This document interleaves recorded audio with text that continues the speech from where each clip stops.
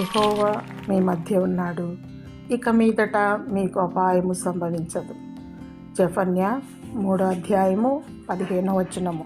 ఎక్కడైతే 2-3 ఉంటారో అక్కడ వారి మధ్యలో నేను ఉంటాను అని అన్నాడు దేవుడు. మన హృదయంలో కూడా దేవుడు నివసిస్తాడు.